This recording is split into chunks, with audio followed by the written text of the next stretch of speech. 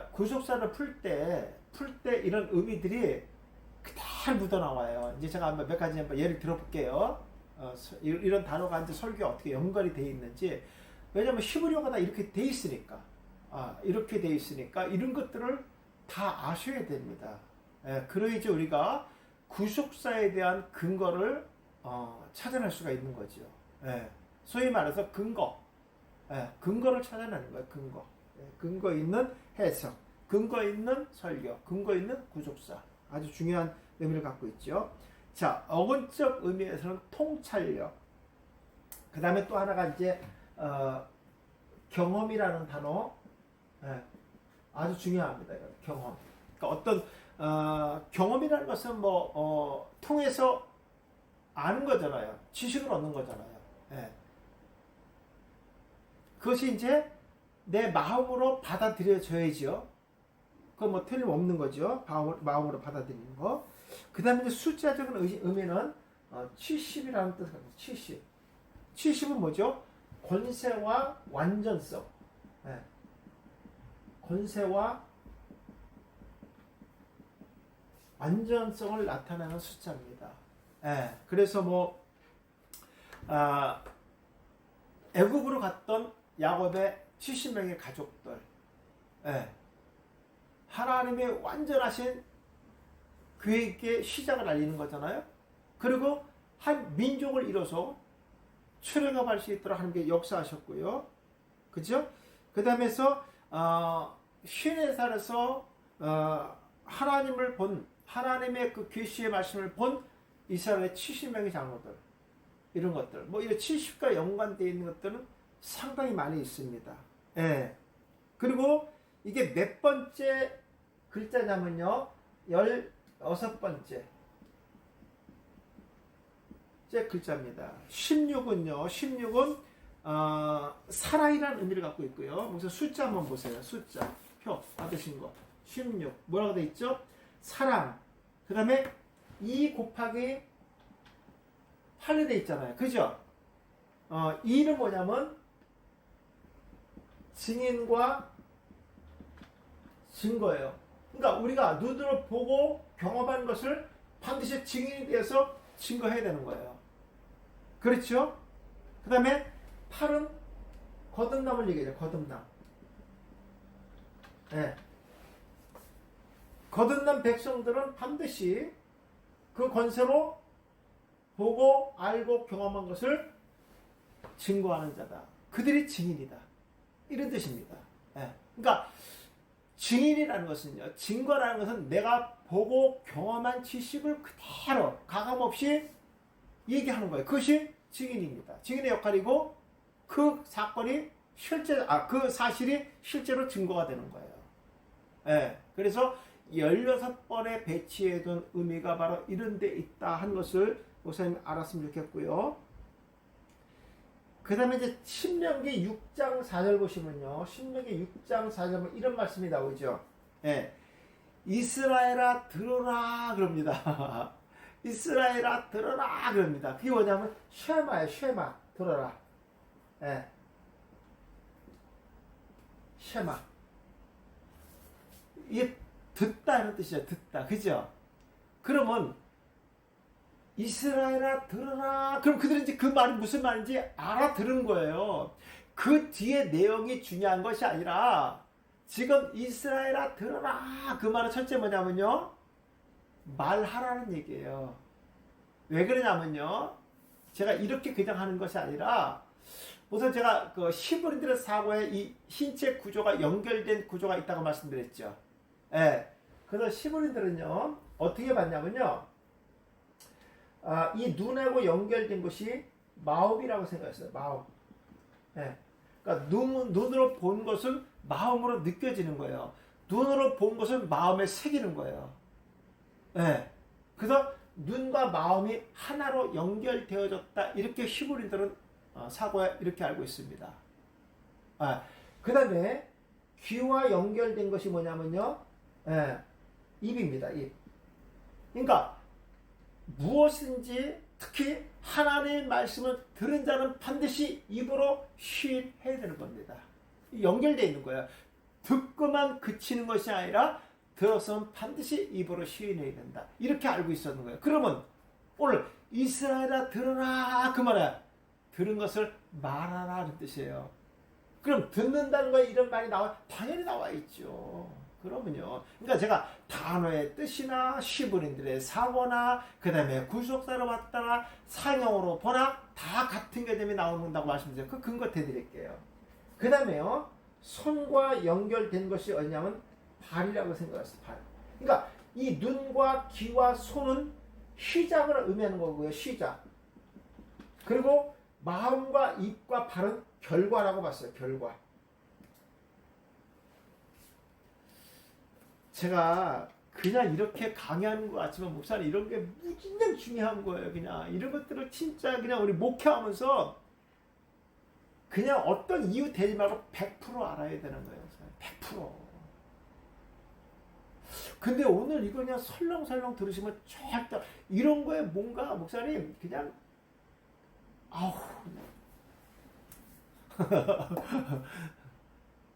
뭐 제에게서 정말 죄송하지만 저는 다시 신학교 다닐 때 제 자세가 이거였었어요. 목사님 진짜예요. 내 목사한테 거짓말 하겠어요? 눈알도 안 돌렸어요. 설마 안 돌렸어요. 누가 연필을 떨어뜨리는 책상 딱 눈을 안 돌립니다. 교수가 이 눈을 딴 데 돌리기 전에는 저는 절대로 안 돌렸어요. 제가 침 생기는 것까지도 잊어버릴 때가 너무 많았고 너무 긴장해서 그냥 그 강의 하나를 전부 내가 빨아들이려고 내가 학교에서 유명했어요. 졸지도 않는 학생으로 유명했어요. 저는 졸지도 않았어요. 졸긴 뭘 졸아요. 졸기는 졸 시간이 어렸어요. 그냥 다 그냥 귀한 건데 다 빨아들여야지. 돈을 한 학기에 몇백만 원씩 드리는데 내가 그냥 건성성 할 것 같아요? 오늘 이거 너무 중요한 얘기예요. 눈과 귀와 손은 시작을 알리는 것이고 마음과 입과 발은 결과를 나타내는 거예요. 그러니까 이스라엘아 들어라. 이거는 뭐냐면요. 발송이라는 뜻도 있어요. 발송. 보낸다. 발송. 그 다음에 거룩한 이름. 이거 제가 상행의 의미 프린트물 드린 거 거기 나와 있어요. 발송. 보내는 거예요. 듣는다는 것은 보낸 사람이 있기 때문에 듣는다는 얘기예요. 그 출처가 거룩한 하나님이라는 거예요. 발송자가. 근데 이거 뭐죠? 말씀이잖아요. 말씀. 말씀. 이건 뭐야? 본다. 알다. 그 다음에 성취, 경험 이런 뜻이 있다고 그랬잖아요. 그죠? 예. 그 말씀을 발송한 자가 거룩한 하나님이라는 거예요. 근데 그 말씀을 듣는 자가 말씀을 깨닫고 본 것처럼 뭐 하는 거예요? 귀가 들었으니까 입으로 말한다는 거예요. 본 것처럼 말한다는 거예요. 그것이 성취입니다. 그것이 결과입니다. 그러니까 이스라엘 백성들은 이스라엘아 들어라 그 말은 어디까지? 이미 인식하고 그 발송자가 여호와 하나님이라는 사실을 정확하게 깨닫고 입으로 경험한 것을 그대로 증거. 그게 뭐냐? 그 증인과 증거입니다. 16번째 배치한 이유도 바로 이런 것이 있다는 거예요. 이해가시겠습니까? 그러면 하나님께서 이스라엘 들어라 한 그 이스라엘은 어떤 사람의 이미 하나님의 전적인 은혜로 통하여 거듭난 백성들이라는 거예요. 그런 자들만 들으라는 얘기예요. 이해가시겠습니까? 네. 제가 지금 강의한 것 중에서 여기서 벗어난 얘기 다 같은 맥락에서 지금 강의하고 있잖아요. 그렇게 돼 있으니까 뭐 70의 그런 자가 권세를 받는 자들이 완전한 백성들 아니겠습니까? 그죠? 예. 뭐 숫자 70이고 16번째 있고 그 다음에 이 단어의 의미도 똑같이 개념으로 봤을 때 히브리인들은 이런 사고를 갖고 있었다는 거예요. 그러니까 이 말씀을 통해서 전달된 하나님의 거룩한 뜻을 이해한 사람에게는 거룩한 백성으로 거듭난 백성이지만 그들에게 무엇을 갖고 있다? 지기는 무엇을 갖고 있다는 거예요? 그렇죠. 말씀을 통해서 거룩한 구별을 이미 소유하고 있다는 거예요.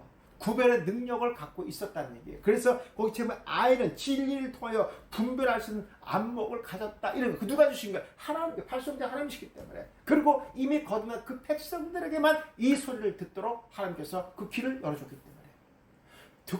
세상에 귀 없는 사람이 어딨어요? 근데 귀인 자는 들으라 했어요. 계시록에 보면요. 그 말은 뭐냐면 귀 있다고 다 들리는 것이 아니라 이미 들을 수 있는 귀를 한 개 열어주신다는 거예요. 그럼 내가 그 음성을 들었다는 것은 내가 반드시 전하라는 거예요. 어떤 자격을 갖고 증인의 자격을 갖고 전하라는 얘기예요. 우선 단순한 것 같지만 이런 단어의 의미 속에 이 축적의 영감이 들어있다는 꼭 기억하셔야 됩니다. 그래서 아이는 책에 보시면요. 보는 것과 이해하는 것과 복종하는 것의 의미가 있어요. 그러니까 들었으니까 반드시 입으로 시인하는 것까지 이것이 복종이에요. 그것이 하나님의 성취의 뜻을 알리는 것입니다. 이해가시겠습니까? 예.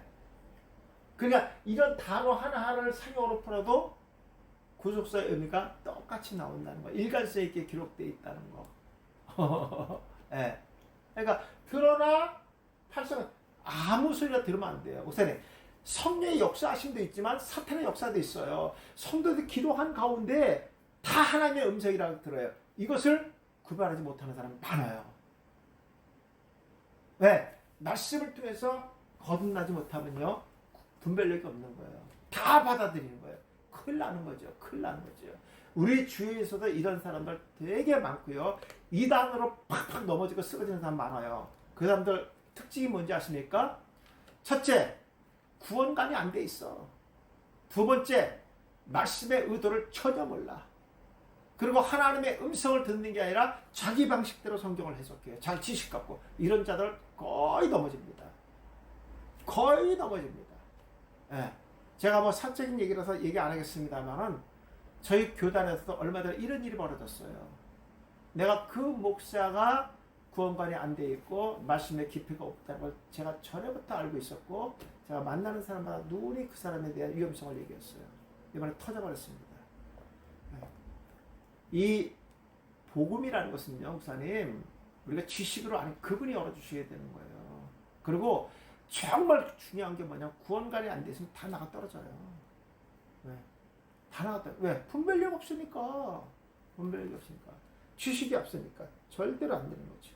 예. 자, 뭐 너무 많지만 이 정도만 하는 걸로 하겠습니다. 무슨 아이란 단어 너무 중요한 거 이제 아셨죠? 예.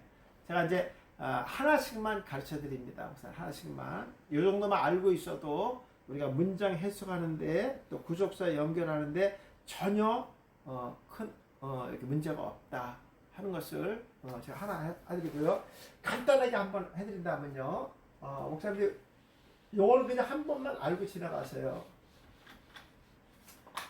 아이라는 글자는 뭐에 대한 조합이냐면요.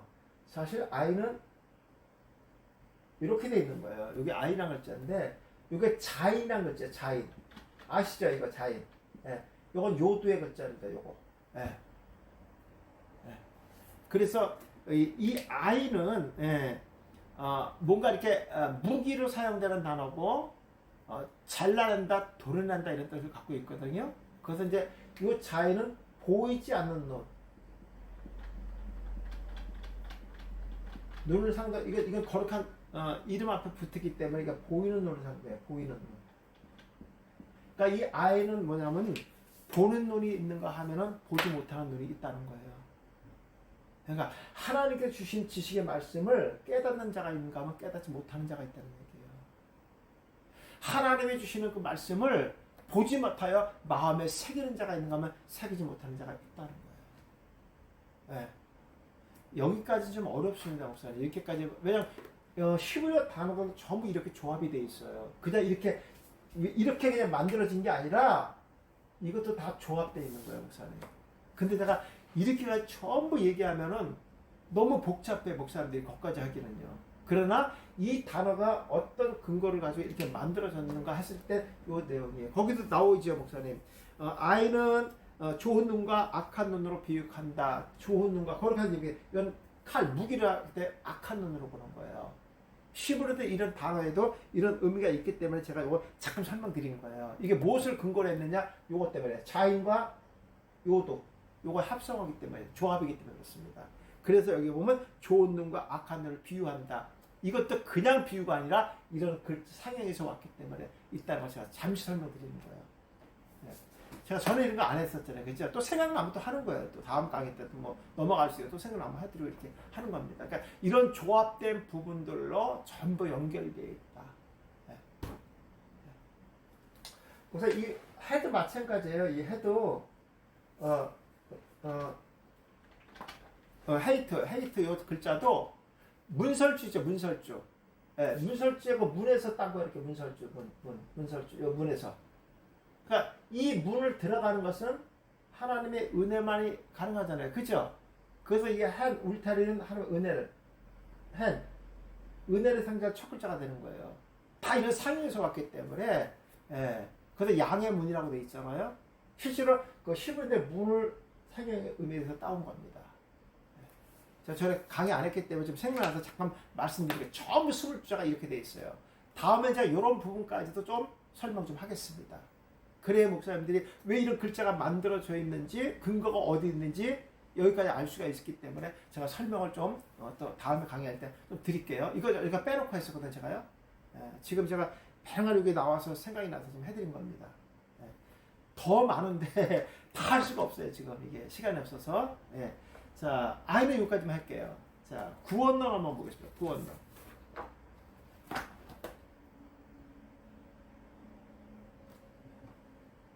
85페이지입니다. 아니. 네, 맞네. 85페이지.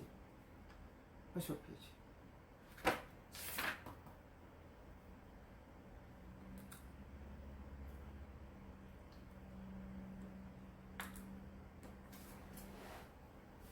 구원론 85페이지입니다.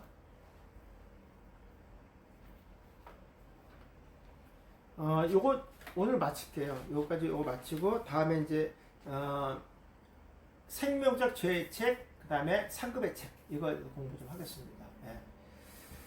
원래 그 강의가 우리 기초반에 있는데 내일 하기 때문에 그게 아마 다음 주에 아마 그게 프로그램에 돼 있어요. 커리큘럼에. 근데 제가 그거 패스하겠습니다. 다음에 공부 이거 겹치기 때문에 패스하는 걸 하고 이거 한번 보겠습니다. 85페이지 두 가지 회개의 비교입니다.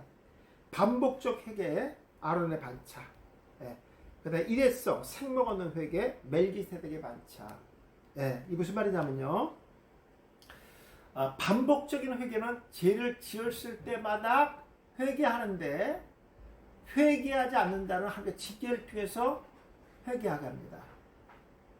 자, 근데 반복적인 회개는요, 반드시 전제가 선행되어야 됩니다. 그게 뭐냐면, 구원의 문제가 이미 그 효력을, 구원에 대한 효력을 받은 자들, 구원의 문제가 이미 해결받은 사람에 한해서, 뭡니까?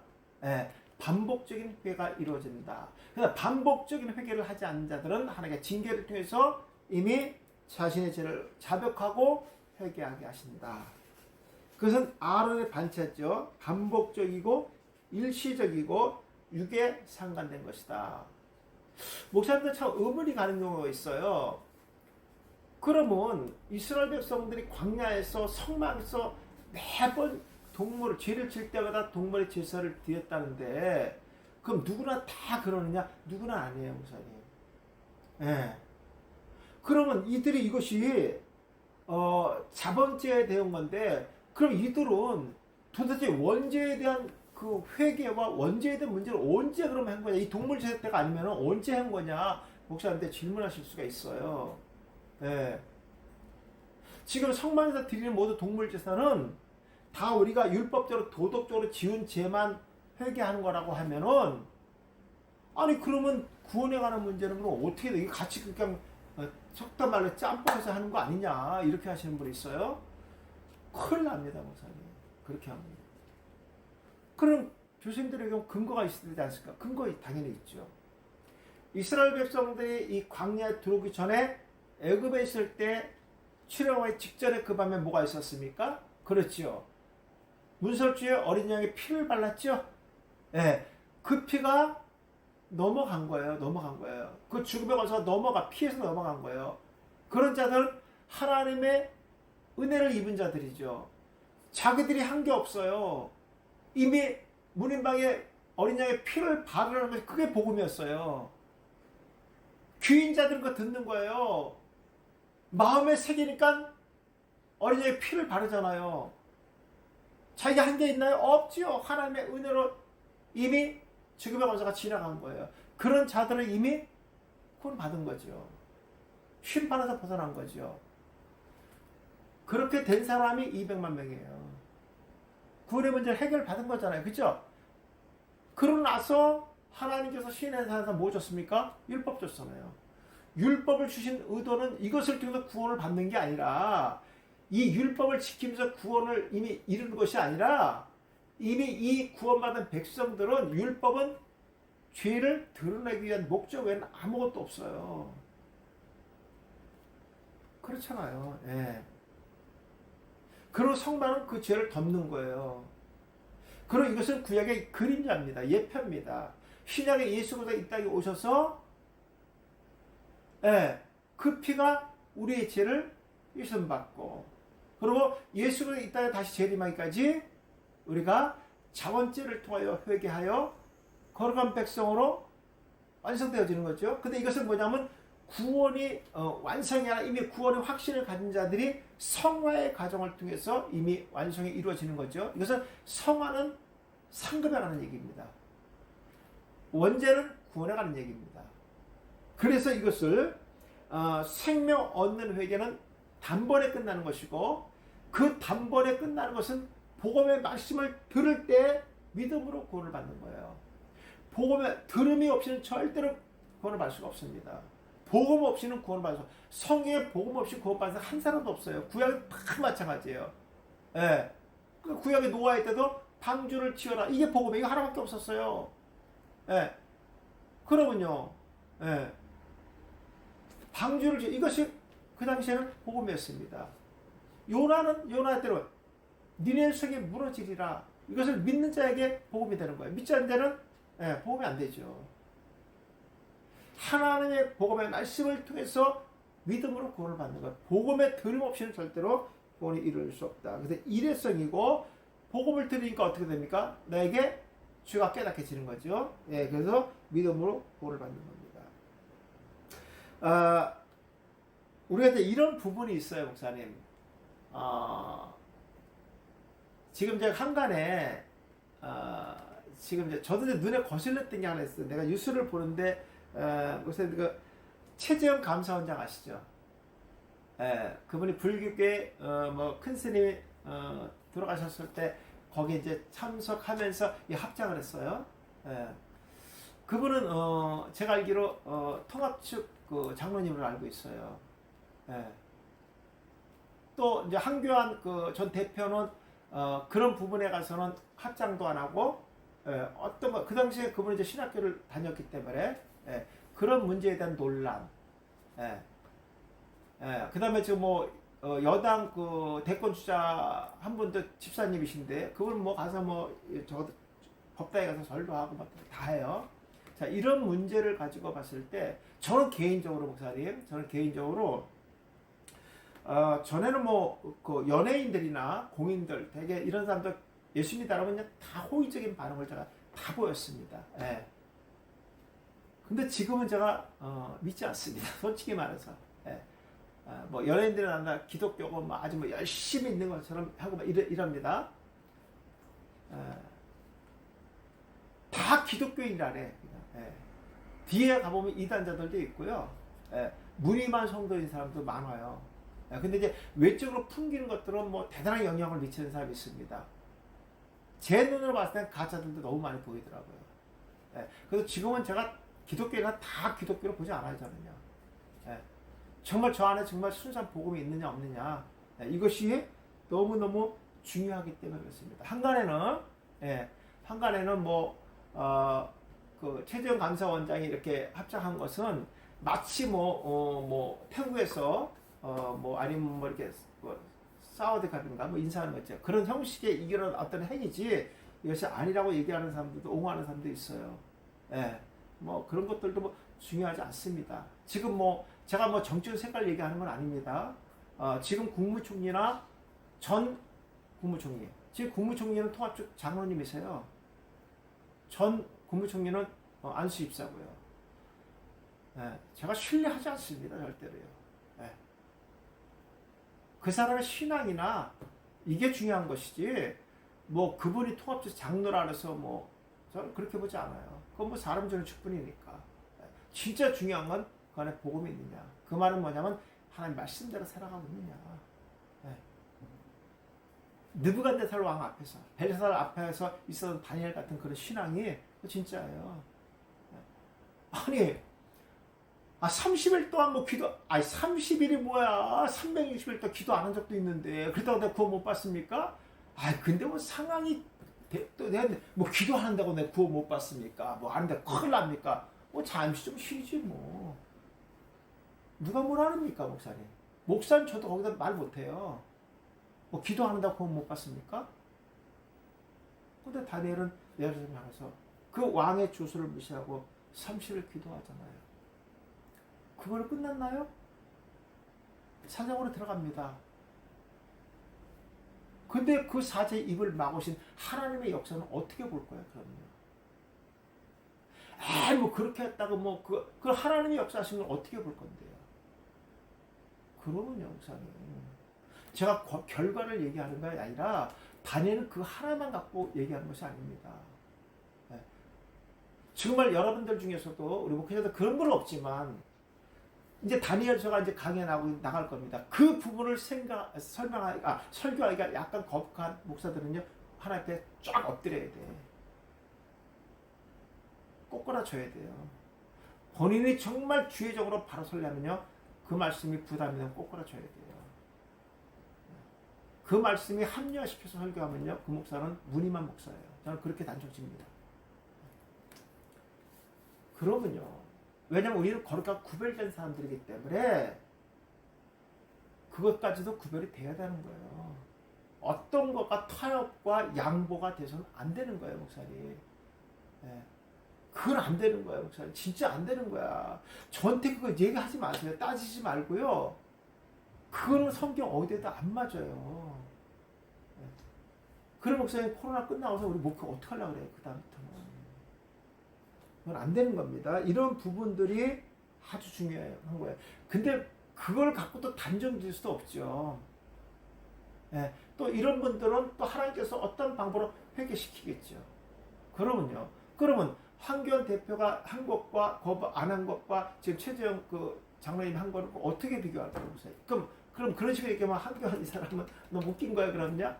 이거 뭐 그까지가 좀 해야 되는 거 왜 그 안에 또 분란을 일으킵니까? 이렇게 얘기할 거예요? 말이 안 되는 거예요. 각자의 신앙이라고 생각하지만 그러지 마세요, 목사님. 그건 각자의 신앙이 아니라 이미 구별된 잣대가 있다는 걸 생각하세요. 그건 구별된 잣대지 각자 신앙 아니에요. 어느 걸 이해하고 어느 걸 포용하고 어느 걸 양보하고 이런 거 없습니다. 빛과 어둠은 이미 완전히 분리되어 있는 거예요, 목사님. 중간은 없어요. 중간 없습니다. 그러니까 이런 것조차도 우리가 그랬다고 뭐 그분이 내가 구원을 못 받았다 이렇게 얘기하진 않아요. 그 최재형 감사인데 이 부분에 대해서 본인이 회개할 수도 있잖아, 앞에. 그러면요. 그리고 이것이 정말 잘못됐구나. 이것마저 내가 하지 말아야 되겠구나. 본인이 깨달음이 없나. 성령 하나님께서 깨닫게 하시면 안 하면 되는 거죠. 그럼 이게 중요한 것이지. 그래서 자기는 뭐 어때라고 얘기할 수 있다. 이건 곤란한 거죠.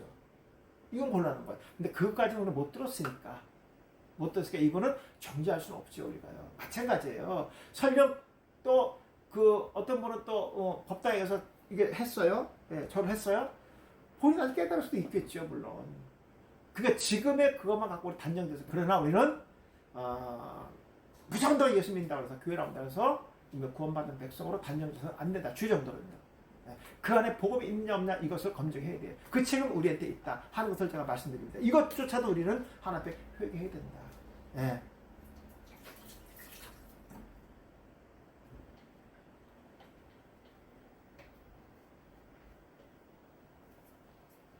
발의 원인이라고요?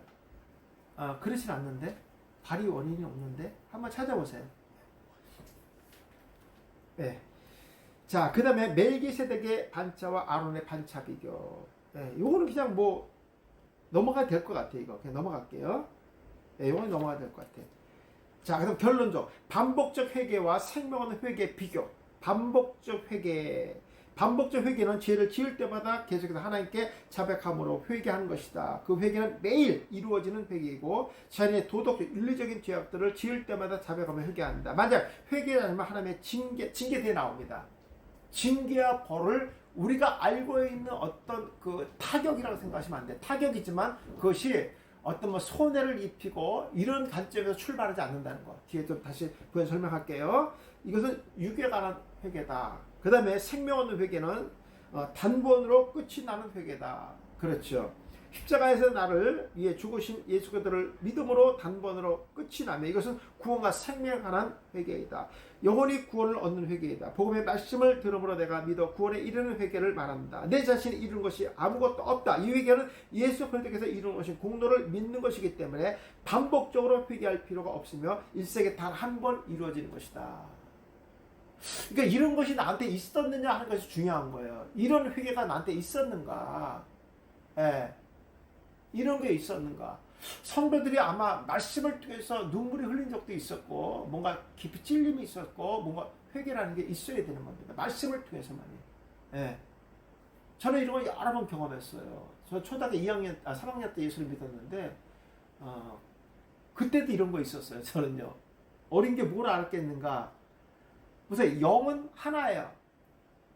뭐 어린 사람의 영이 있다 있고 어른들의 영이 따로 있는 건 없습니다. 똑같은 영은 하나입니다. 예. 그렇게 어린아이의 영과 어린의 영을 구별해서 절대로 안 되는 거예요. 예. 왜냐면 그것은 내가 어떤 지식으로 알아가는 것이 아니라 전적인 하나님의 은혜로 성령의 역사하심에서 있는 것이지. 어린아이들 보면 기도하면서 찬양하면서 눈물 흘리면서 막 하면 그 진정성이 보이잖아요. 혹시 안 보입니까? 난 그게 보여요. 그것이 진정을 해보고 그것이 자기가 성령이 그를 만지시는 거예요. 예. 그러면요. 이런 것이 중요한 거예요. 이것이 하나의 보면 말씀의 체험입니다. 예. 체험입니다. 이렇게 해서 하나님께서는 한 사람 한 사람에게 이런 말씀을 통해서 체험하게 하시고 인지하게 하시고 그 다음에 그 말씀을 통해서 자기의 죄를 이미 기도 가운데 고백하는 거예요. 예. 눈물 콧물 다 쏟는 거 아니겠습니까? 예. 이것이 진정한 구원에 관한 회개다. 이렇게 저는 보고요. 87페이지 보시면요. 두 가지 회개의 필요성이 있습니다. 생명 얻는 회개는 구원을 위해서 필요하고 반복적인 회개는 성화를 위해서 필요하다. 틀림없는 거죠. 이거는요. 예. 그래서 생명 얻는 회개는 전적인 복음을 통해서 하나님의 은혜로 이루어지는 것이고 그 다음에 반복적인 회개는 성화를 위해서 이미 복음을 통해서 말씀을 통해서 이미 거룩한 하나님의 역사하심을 체험한 자들이 믿음으로 구원의 확신을 갖고 또 거룩한 삶을 그러니까 거룩한 삶을 살도록 자꾸만 이렇게 살려고 노력하는 사람들은요 항상 무엇이 있었냐면요 반복적인 회개가 있었다는 거예요. 그러나 거룩한 삶을 살아가지 않고 소위 말하는 예수 믿는 사람들이 욕을 먹고 예수에게 이런 소리 듣는 사람들은요 반복적인 회개가 없었다고 보는 것이 뭐 그것은 꼭 정답은 아니지만 예, 우리 그런 관점에서 성도들한테 전달할 필요성은 반드시 있습니다. 그러니까 내가 거룩하게 살아가기 위해서는 반드시 반복적인 회개가 필요하다. 내가 좀 믿음이 떨어지는 것 같고 거룩하게 살지 못한다는 것을 깨달았을 때는 반드시 내가 회개할 이유들이 있다는 것을 가르쳐 줘야 됩니다. 성도들한테. 성도에 이럴 때가 있어요. 뭔가 제가 이렇게 좀 뜨뜻미지근한 신앙이 있다고 생각하는 사람이 그런 사람들의 특징들이 뭐냐면 회개가 없다는 얘기예요. 근데 그런 것들도 또 요즘에는 교회 가서 자꾸 회개를 갖다 강요하지 않는 목사님들이 되게 많으신데 목사 이거는 반복적으로 해야 될 부분이고 또 반복적으로 한다는 건 우리가 반복적으로 죄를 짓는다는 부분이에요. 그러니까 이 부분은 우리가 말씀 속에 끊임없이 해야 될 복음이라고 생각합니다. 네. 늘 반복적으로 짓는 자에게 복음은요 반복적으로 회개하도록 우리가 일깨워줘야 되겠죠. 말씀을 통해서. 그러면요 이것이 성도들 입장에서는 상당히 중요한 겁니다. 근데 이렇게 하지 않는다는 거예요. 성도들은 싸잡아서 항상 한단 말이에요. 특히 이제 그런 것이 대표적인 것이 보면 우리 11시 예배 때 이렇게 기도시키는 분들 보면 이렇게 싸잡아서 이렇게 하시는 두리뭉실하게 회개하시는 분이 있어요. 이건 잘못된 거예요. 예. 우리가 예배 시간에 드리는 회개는요, 감사 다음, 영광 다음으로 나오는 것이 회개인데, 이것은 육적으로, 윤리적으로, 도덕적으로 지은 죄들만 해야 됩니다. 예. 원죄에 대한 회개는 우리가 대표해서 할 수 있는 게 아니에요. 그것은 전적인 하나님의 역사하심으로 받는 것이고, 우리가 저들과 대표해서 할 수 있는 것은 똑같은 죄 가운데 살아가고 있고 똑같은 죄성을 갖고 있기 때문에 이거에 대한 대표성은 가능하지만 원죄에 대한 대표해서 하는 것은 없어요. 그거는요. 근데 싸잡아서 한단 말이에요. 이건 잘못됐다는 얘기죠. 그러니까 전적으로 우리가 도덕적으로 윤리적으로 지은 죄들, 육적으로 지은 죄들만 대표해서 우리가 회개해야 되는 것이고, 그 다음에 성도들은 그것을 통해서 아멘 할 수 있도록 해야지. 나는 구원의 문제가 해결됐는데 오늘도 대표 기도할 때 또 구원의 문제 갖고 거론하면서 대표 기도, 그럼 아멘 나오겠어요? 이거는요? 본인만 해야지. 그러니까 성도들이 이런 인식을 갖고 있어야, 이런 구별된 신앙관을 갖고 있어야 되는 거예요. 그러니까 우리 목사님들은 대표 기도 시킬 때 그 사람들 기도를 정말 잘 들으셔야 돼요. 제가 항상 강조하는 게 그 부분이에요. 저는 신학교 때 이런 훈련들을 진짜 많이 받았어요. 목사님들 신학교 때 돌아가면서 기도 시키잖아요. 교수들이. 그런 사람 많이 있잖아요. 저도 아주 유명한 교수님, 민경배 교수님이라고 있어요. 목사, 아시죠? 역사 신학 하시는 분이요. 그분은 항상 교수법이요. 긴장 안 하셔. 질문을 하니까. 돌아가면서 기도시켜요. 그때 이제 출석부 보고 누군지도 없어, 그냥. 아무게 배랑 시켜, 이렇게. 이성호 기도해라, 그래. 그럼 해야 돼. 그럼 이제 얼마나 잘하려고 노력하겠어요. 내 순번 때 되면 이제 또 기도 준비하고 하잖아요. 왜 신경 쓰냐면요. 저번에 꼭 물어봐요, 기도에 대해서. 그러면 이제 잘한 부분과 잘못된 거 있잖아요. 그럼 딱 기도 끝나고 이제 물어봐. 야, 홍길동. 오늘 이성호가 뭐라고 기도했는지 얘기를 하라는 거야. 또 요약하라는 거야. 환장하는 거야, 지금. 자, 그거 길게 하면 안 돼. 민폐해, 그거. 그거는 뭐냐면, 그런 대로 이제 틀린 게 없이 했을 때 그렇게 물어봐요. 그러면 대답 못해. 그냥 넘어가, 그냥. 그러다 뭐 면박치도 않아. 그 다음에 영자, 너 한번 해봐. 뭐라고 얘기했는지 얘기하라는 거야. 어떨 때는 이제 행정수사를 한 것도 있어요, 이렇게. 내가 들을 때 저 그런 거 한번 받았거든요. 그래서 내가 그랬어요. 아, 교수님. 기도가 내가 뭔 말인지 잘 모르겠어요. 자기도 웃어. 예. 근데 이제 그분은 틀린 거를 지적해요. 잘못했다고. 예. 그래서 굉장히 해야 됩니다, 목사님. 그리고 틀린 부분을 얘기해야 돼요. 목사님, 내가 기도 열심히 했는데 같은 동료가 또 틀렸다고 얘기하면 또 망신이잖아요. 그죠? 근데 이것이 하나의 훈련이었었어요. 우리 목사님들은 이런 것들을 공개적으로 해야 돼요, 또. 왜냐면 이게 불러드리면 또 부인의 자존심 상할 수도 있거든. 장로님 같은 사람들 기도 준비하고 왔는데 지적한다고 얘기를 해야 돼, 미리. 예. 여러분들도 대표를 기도하기 때문에 그 토시 하나하나를 잘 생각해야 되고, 예. 내가 한다는 마음으로 들으셔야 됩니다.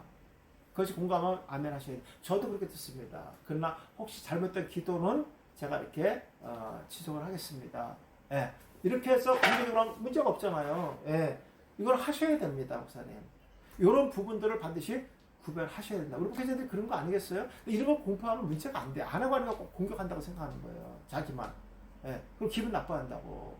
얼마나 성도들 기도 그냥 나오지 않아요. 일주일 내내 고민하고요. 뭐 어쨌든 이거 스트레스 받아 머리 빠진 사람도 있고 그래요. 그만큼 부담되는 거죠. 그리고 앞에 나오는 자체도 부담인데 그걸 목사님들 계시고 천천히 앞에서 기도한다는 게 이거 쉽지 않잖아요. 그래서 어떤 목사님들 이제 적어오라고도 해요. 행소수상한 경우도 있으니까. 예. 뭐 그거야 뭐 어쩔 수 없지만 어쨌든 목사님들이 검열하는 것은 틀림없이 있어야 됩니다. 기도에 대해서는요. 목사님들 알아서 하시겠지만 마지막 징계 하나 꼭 마치겠습니다. 88페이지입니다. 자, 제가 이게 사랑의 징계라 그랬어요. 이것이 뭐 바람직한 얘기예요. 자, 예수님은 무조건 심판하는 분이 아니다. 회개할 길을 열어주시는 분이다. 책망하여 징계하는 것은 주님의 사랑이 있기 때문이고 자녀이기 때문에 징계를 내리신다. 뭐 그런 거잖아요. 뭐 예수님께서 또 하나님께서 징계하실 때 예고 없이 한 것은 하나도 없어요. 보세요. 바벨론 느부갓네살까지도 다니엘을 통해서 꿈을 통해서 회개할 기회를 줬잖아요. 그죠? 멸망받을 자까지도 그렇게 했어요. 근데 그것은 뭐 느부갓네살을 위해서 아니죠. 그 사람은 회개할 의지가 없는 사람이에요. 벨사살 회개할 의지가 없는 사람이에요. 근데 왜 그랬을까요? 그렇죠. 이스라엘 백성을 위해서 하신 거야, 하나님께서요. 이스라엘 백성들 회개할 기회 줬는데 안 했잖아요. 앞으로도 마찬가지예요. 하나님께서 반드시 기회를 주지만 안 하는 자, 이거 심판이 있을 것을 예고하는 거예요. 전적으로 하나님은 느부갓네살과 벨사를 위해서 하는 것이 절대로 아니라는 거예요. 이스라엘 백성, 구원받은 백성들에게만 관심이 있다고 제가 말씀드렸잖아요. 노아의 때도 120년을 기다렸다니까요. 누구를 위해서? 하나님의 아들들을 위해서. 네, 사사시대도 마찬가지입니다. 하나님은 회개할 기회를 반드시 준다. 근데 그것이 뭐냐면 징계였다는 거예요. 그래서 여기 보시면요, 파이드가 한다고 썼어요. 이거는 훈련하다, 교육하다. 여기 가장 중요한 게 교정. 이게 참 너무 마음에 들었어요, 저는요. 하나님의 징계를 교정해주는 거예요. 무엇을 통해서? 교육을 통해서. 네, 하나님은 자꾸만 사인을 보내줍니다. 그것이 뭐 선자가 됐던, 뭐 제사장이 됐던, 말씀을 선포자를 통해서라도 하나님께서 반드시 교육을 시키시고, 깨닫게 하시고, 그리고 교정시켜주기 위해서 징계를 주시는 것이지, 말을 안 듣는다 해서 뭐 사업을 망하게 한 거고, 뭐 가정을 파탄시켜서 뭐 이혼하게 만들고, 뭐 이게 말이 되는 소리예요, 목사님? 하나님의 징계는 그렇게 하시는 것이 아니에요. 물론 너무 심할 때는 그렇게까지 하겠지요. 끝까지 반한 이스라엘 백성들 같은 자들. 근데 그들은 뭐까지 하면 우상 숭배까지 했어요. 예. 그러나 하나님께서 궁극적인 목적은 뭐냐? 사랑을 전제로 한 교정이었다. 그러니까 이 교정이라는 것은 버리지 않는다는 거예요. 완전히 유기시켜버리지 않는다는 거예요. 이미 선택받은 그 백성들은 이러한 징계를 통해서, 과정을 통해서 반드시 무엇을 있을까요? 구별은 있지요. 무늬만 기독교인들을 전부 구별시키는 거예요. 이스라엘 백성은 다 구원받은 백성이 아니에요. 거기서 구별시킨단 말이에요. 그리고 마지막 남은 자들을 특별하게 하나님께서 교정시키셔서 그들을 다시 불러들이는 거예요. 내가 그 남은 자라는 사실에 대해서 우린 또 감사하는 거예요. 우린 똑같이 신앙생활을 했는데 천국에 와버리니까 그 사람이 안 왔어. 그 사람은 교회 장로였었고 교회에서 정말 큰 일을 담당했는데 실제로 내면적으로 들어가 보면 신앙이 없었어요. 겉으로 보이는 이런 것들, 드러내는 것들은 너무 잘했어. 근데 실제로 복음으로 하나님 만나지 못한 자들이 있어요. 자기 열심으로 일하는 자들. 그런 자들은 천국에서 보이지 않습니다. 그들은 남은 자가 아니었어요. 무늬만 성도였던 거예요. 그런 자들을 하나님께서 구별하셔서 남은 자들만 다시 교정시켜서 회복시켜주는 겁니다. 이것이 하나님의 징계예요. 그러니까 그 교정 속에는 뭐가 있을까요? 그렇죠. 회개가 있다는 거예요. 자신들의 행위로 지은 죄, 우상 숭배한 거, 행위로 지은 죄들이잖아요. 하나님 앞에 도덕적 율법대로 잘못된 거잖아요. 이것을 깨닫게 하셔서 돌아온 것이라는 거예요. 이것이 하나님의 전적인 은혜였다. 예. 그래서 회개라는 것은요, 목사님, 헬라식 회개는 마음이 돌아오는 것이고 히브리식 회개 슈브는 몸까지 돌아오는 겁니다. 그러니까 하나님께서 이미 말씀을 통해서 깨닫게 하시고 인지하게 하신 다음에 이미 몸까지 완전히 돌아오도록 교정시켜 주는 거예요. 그것이 하나님의 징계고 하나님의 방법입니다. 거기에는 반드시 뭐까지 포함되어 있냐? 구원받은 백성, 이미 남자들의 회개가 포함되어 있다. 네. 그래서 구원에 관한 회개는 반복이 돼서는 절대로 안 되는 거예요, 목사님.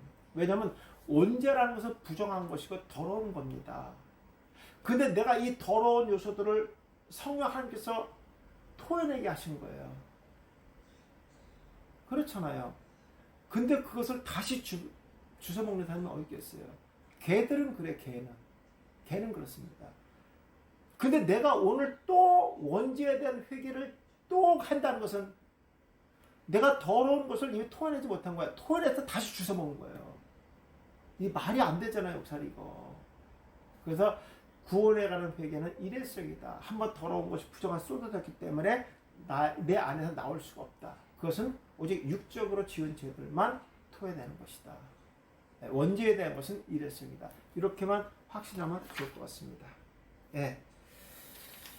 그 다음에 이제 성경 속의 모형, 구형의 모형과 신약의 모형. 대표적인 것이 이제 에스겔 환상 속에 나오는 골짜기의 마른 뼈들이잖아요. 그죠? 뭘 통해서? 말씀을 통해서 회복을 얘기하는 것이고, 그 다음에 신약의 모형은 니고데모, 거듭남을 얘기하는 거죠. 예. 이것이 이제 이거 뭐 너무 잘 아는 말씀이니까 읽어만 보시면 되고요. 이런 것들을 구별을 하셔서 사실 이거 하나만 갖고도 1시간 설교가 돼요. 이거 충분히. 예. 그러니까 성도들한테 이 구원관에 대한 정립이 딱 섰을 때 이 공부가 딱 끝난 다음에 물어보세요. 아니 목사님 마지막 공부할 때 종이를 한 장씩 내고 구원이 뭐라고 생각하는지 써내십시오. 다 써냅니다. 목사님. 공부하기 전에 구원이 뭡니까? 물어봤어요. 그리고 시작하세요. 그 다음에 답을 구하지 마세요. 목사님. 구원이 뭡니까? 말할 수 있는 손 들어보세요. 손 거의 못 들 겁니다. 들어도 그 답이 엉터리일 거예요. 정립이 안 됐기 때문에. 그 다음에 두 번째, 나는 구원받았다 생각하는 자식이 손 들어보세요. 손 많이 못 듭니다. 마지막 이거 공부 다 끝난 다음에 구원이 뭐라고 생각하는지 아시는 손 다 들 겁니다. 질문 안 한다고 얘기하셔야 돼요. 저한테. 그리고 나는 구원받아 확신이 손 다 들 겁니다. 그런 본인 스스로가 할렐루야 주여 감사합니다. 감사하셔야 돼요. 제대로 가르쳤거든요. 자, 그 다음에 거룩한 부담을 줘야죠. 이름을 시인해야 되는데 한 사람에게는 다 쫓아요. 안 돼요. 글로 쓰라는 다 씁니다. 목사님. 흐뭇해 한 거예요. 어디다 내놔도 이 정도는 든든히 서갈 수 있죠. 네, 목사님 이거 너무 필요합니다. 목사님. 반드시 이거 거쳤으면 좋겠어요. 저는요. 시작할 때 제가 다 말해야 됩니다. 구원이 뭐라고 말할 수 있는 손 들어보십시오. 안 해야 됩니다. 손 안 들어야 됩니다. 그러니까 답 안 해야 됩니다. 손만 들어주세요. 못 들 겁니다. 내가 구원이 확실히 있다고 생각하면 손 들어주세요. 못 들. 그걸 끝나세요.